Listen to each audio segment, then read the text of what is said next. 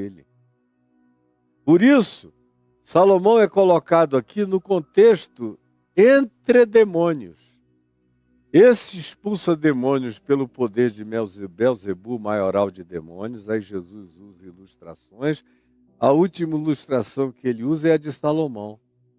A rainha do sul se levantará no juízo contra esta geração e a condenará, porque veio dos confins da África, dos confins da terra, para ouvir a sabedoria de Salomão enquanto ele era sábio.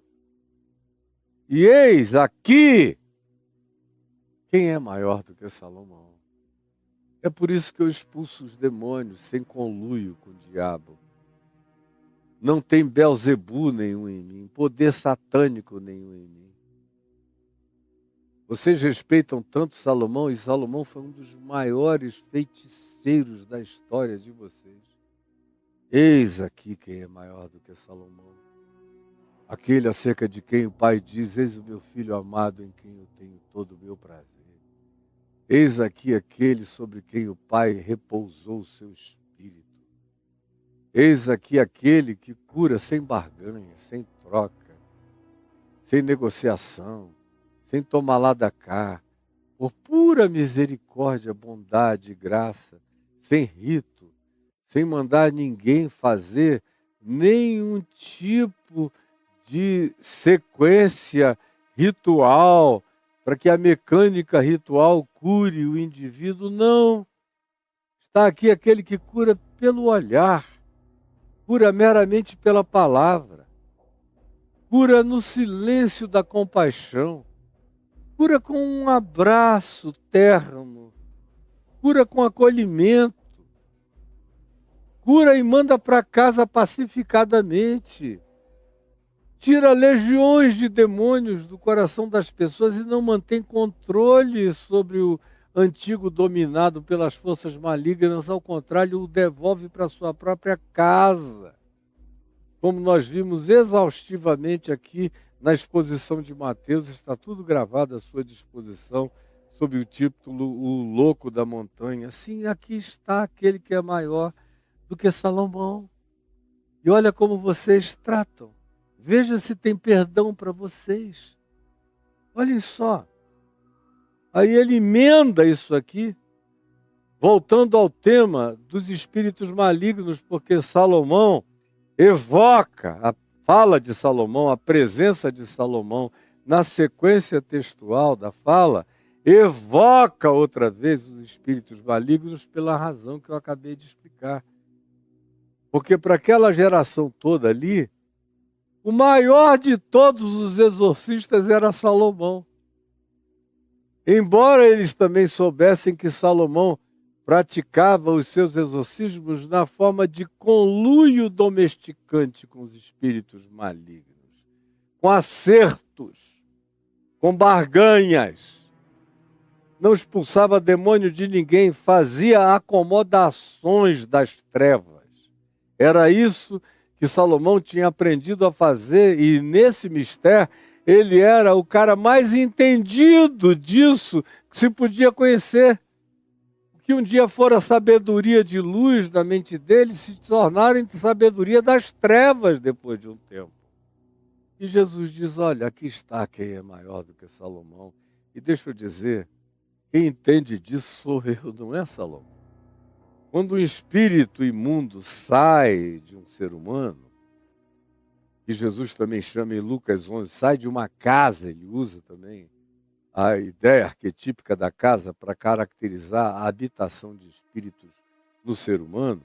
Quando o espírito imundo sai do ser humano, anda por lugares áridos, procurando repouso. Esses espíritos têm uma obsessão por habitação, por encarnação. Eles têm obsessão pelo calor corpóreo, sanguíneo. Não é à toa que tradições antigas dos judeus, baseadas nas informações dos livros atribuídos a Enoque, os pseudoepígrafes, dizem que esses espíritos imundos que havia em abundância nos dias de Jesus eram os espíritos dos nefilins, que nem eram nem anjos e nem humanos, eram filhos daquela hibridização, e que se tornaram, de acordo com o livro de Enoque, como nuvens de angústia e de antagonismo pairando obsessivamente, procurando residência corpórea. Como aqueles Benai Elohim que quiseram intercurso corpóreo com as filhas dos homens. Era a mesma obsessão. Portanto, a ideia da tradição judaica é que aqueles espíritos eram nefilins num estado de aprisionamento intermediário, procurando algum tipo de incorporação. Esses são os espíritos aos quais Jesus chama de espírito imundo. E diz, sai dele, espírito maligno, sai dele.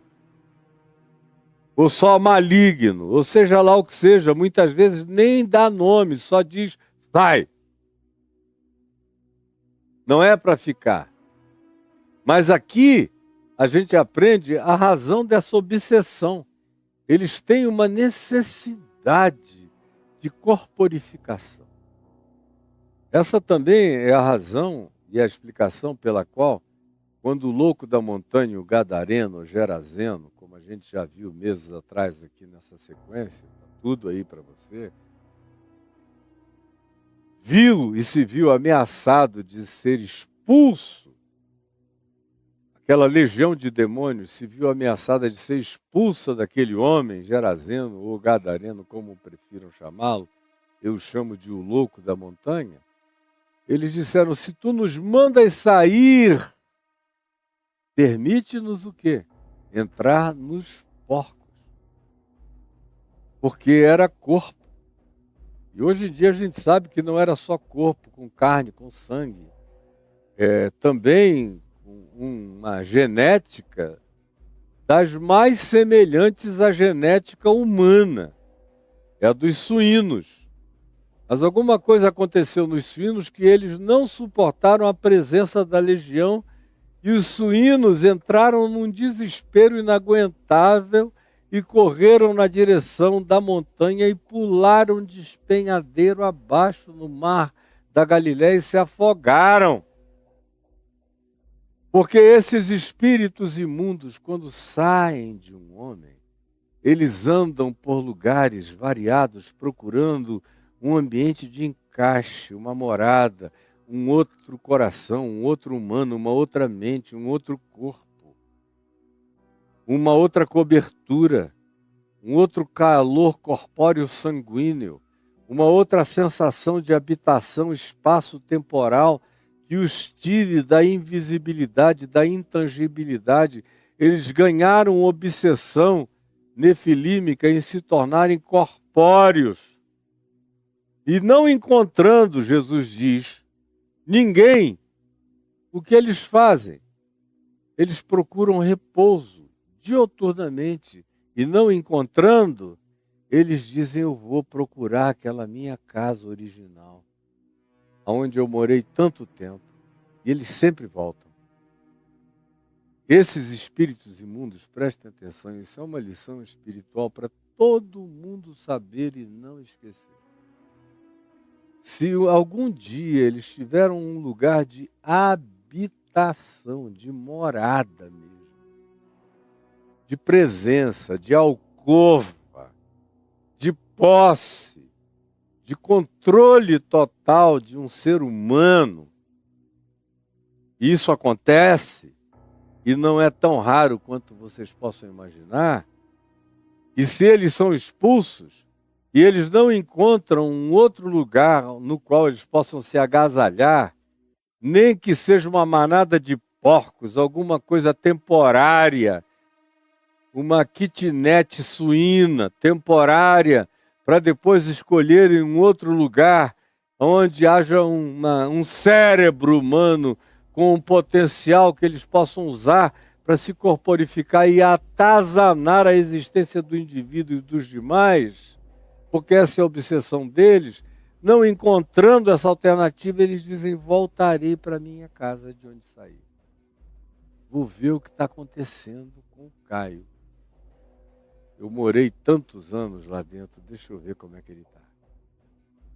E se ele volta, se eles voltam, ou ele, ou eles, tanto faz, e me encontram um Caio vazio, um Caio sem Deus, um Caio sem Cristo, um Caio sem Evangelho, um Caio sem fé, um Caio sem amor, um Caio que é só aparência, só mobília, só fachada, é só decoração para outros verem, mas que não tem a habitação, a presença do Espírito de Cristo no Espírito me habitando. Para eles é um festejo. Seria uma celebração se eles me encontrassem nesse nível de disponibilidade, de vulnerabilidade, de vaziez. Um dia me possuíram, dizendo, vamos ver como é que está. Mas desde o tempo em que há muitos anos eles tiveram alguma ascendência sobre mim, nunca chegaram a me possuir completamente, mas tangenciaram essa posse diversas vezes. E eu já narrei alguns desses episódios. Se eles voltassem e me encontrassem no vazio total de Deus, de Cristo, da vida, eles iriam dizer, oba! E esse cara mais velho, mais experiente, com toda essa história que ele tem, agora está mais adequado para a gente do que quando era novinho. Oba! É um palácio, é um antiquário oco para a gente fazer o que a gente queira aí dentro dele. Eles voltam, sempre voltam, procurando encontrar aquela casa varrida, ornamentada, porém vazia, só apenas decorada com religião, com moral, com cidadania oca, mas sem a presença real do Espírito Santo habitando o coração. Eles dizem, é aqui que a gente gosta de estar. Então eles voltam, entram. Como diz Jesus no verso 45, então vai esse Espírito e leva consigo outros 7 piores para caracterizar o fato de que a ação das trevas, na vida humana, nunca se alivia, nunca melhora, nunca se torna mais leve, nunca se torna mais branda. Ao contrário, ela sempre piora.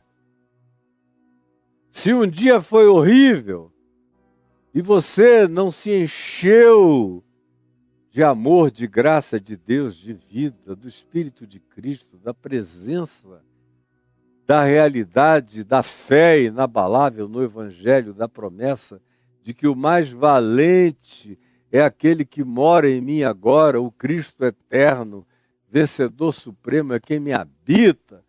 Se eles chegam e me encontram vazio, se eu fui apenas objeto de uma varrida temporária, mas me arrumei basicamente na superficialidade, mas continuei na oquidão da minha espiritualidade, eles dizem, é aqui, meu Deus, a gente vai ser feliz outra vez.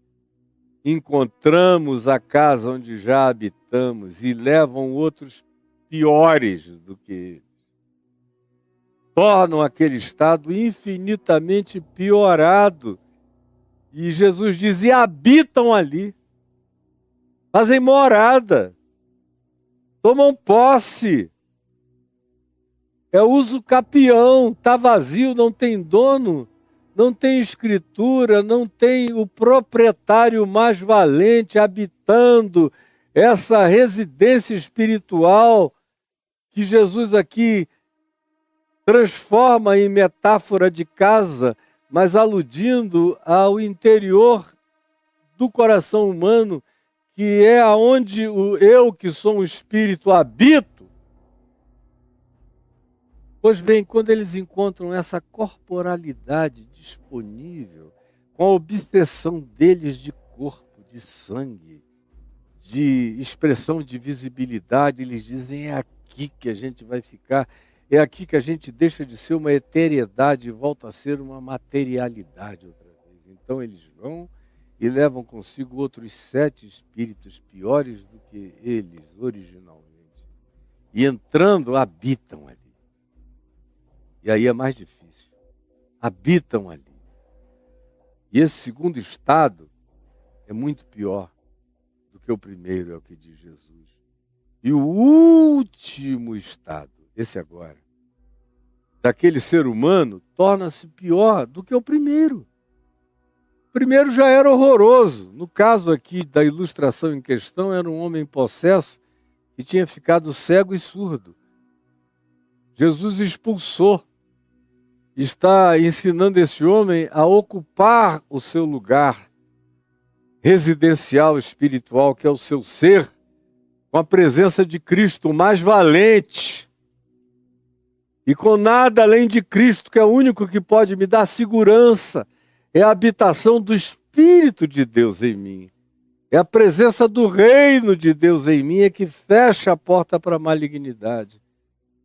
Mas se eu fiquei no meio da viagem e não quis completar o caminho e fiquei na oquidão do ser, na minha manifestação existencial e eles vêm, Jesus diz, esse segundo estado vai ser muito, muito, muito pior do que o primeiro. Essa condição humana secundária de pioramento, às vezes coloca as pessoas num estado de irreversibilidade. Colocam as pessoas num estado de incurabilidade ou de uma dificuldade, humanamente falando, impossível de se imaginar o retorno à lucidez, à saúde, à sensatez, à normalidade de uma existência para a qual nós fomos chamados para experimentarmos. Aí Jesus diz, assim também acontecerá com essa geração. E aí ele coletiviza aquilo que em Lucas ele trata de maneira individualizada, porque tem a dimensão individual, pessoal do indivíduo, conforme eu estou ilustrando aqui, dei até meu nome à narrativa. Tem também, de acordo com Jesus em Mateus, a dimensão geracional.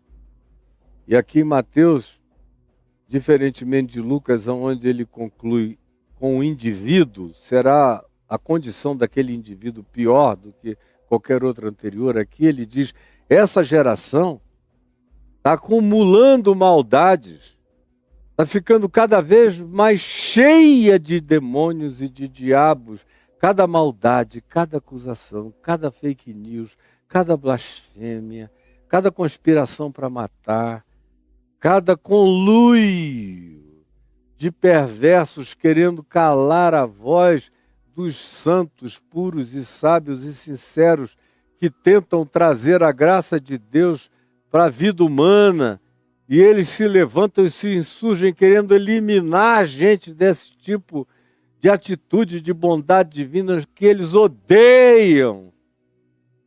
Tanto mais quanto façam assim e renitentemente prossigam fazendo assim, tanto pior será o seu estado, muito mais difícil será a sua recuperação. E é por isso que o ser humano religioso, fanático, o doutor em religião, o arrogante em religião, o sábio e entendido, que não entende nada, mas pensa que entende, pensa que conhece essas dimensões sobre as quais Jesus vem tratando e não conhecem coisa nenhuma, tendem sempre a piorar. A gente não vê essas pessoas no curso do tempo melhorarem. Elas vão ficando ruins e é um processo de ruína crescente, enorme, e depois de um tempo até galopante, não é nem gradativo, é galopante. Ficam irreconhecíveis. infinitamente horrorosos. Isso acontece com indivíduos e acontece com gerações. Nós habitamos uma geração má, perversa e corrupta, e eu não estou falando do mundo. O mundo é o mundo.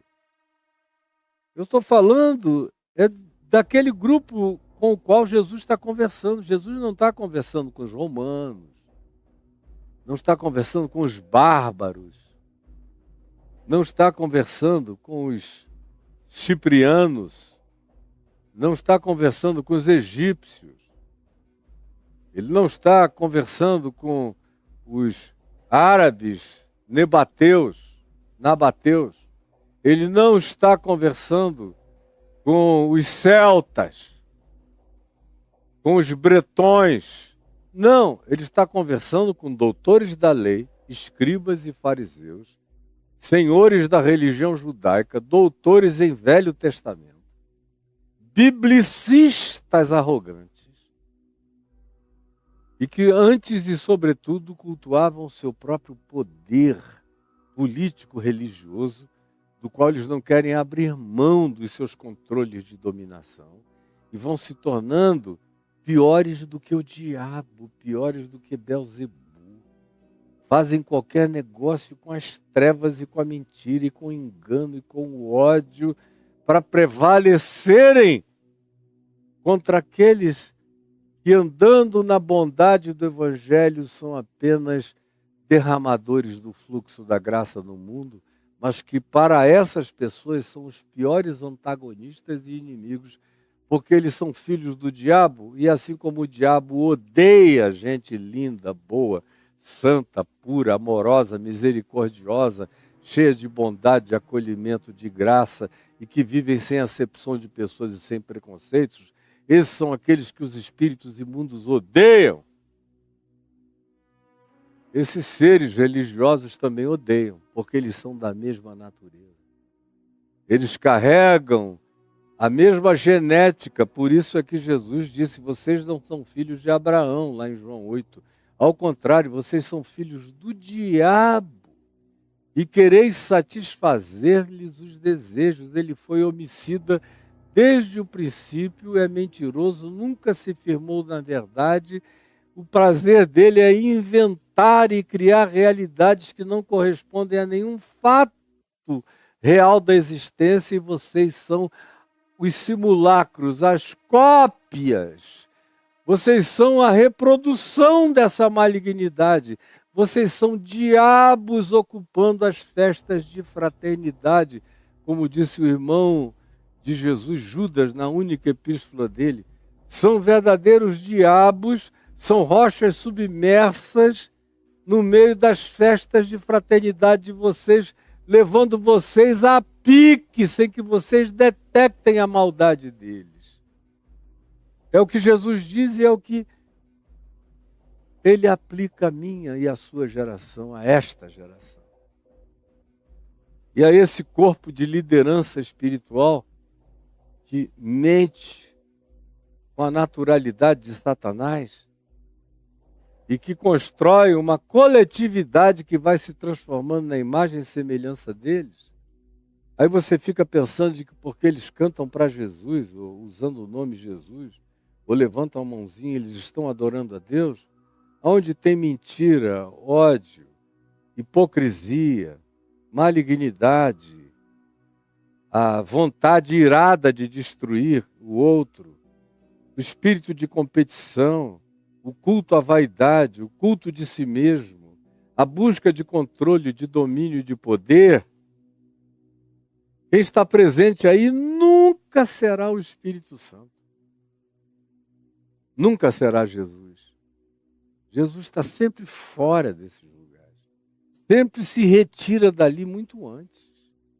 Não convive com isso. E olha, o ambiente aqui é sinagoga, é igreja, é congregação, é teólogo, é puritano, é fariseu dedicadíssimo às regras estritas da obediência da legislação de Moisés.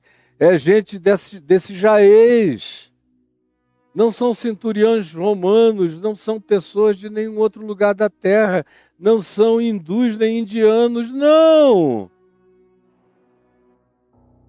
são os judeus que vocês cultuam, a quem vocês não atribuem iniquidade, não veem a maldade jamais.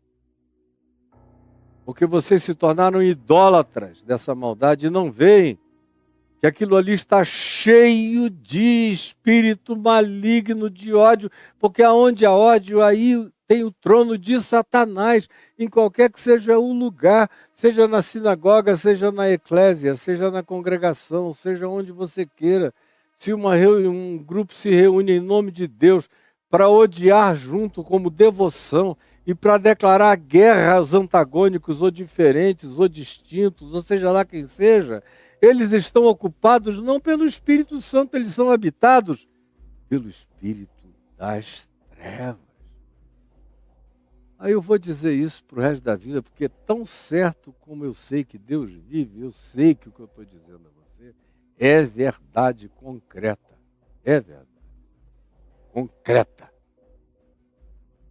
E amanhã eu prossigo. Acabou de terminar aqui para o pessoal do TikTok. Eles estão nos últimos minutos, mas amanhã eu prossigo.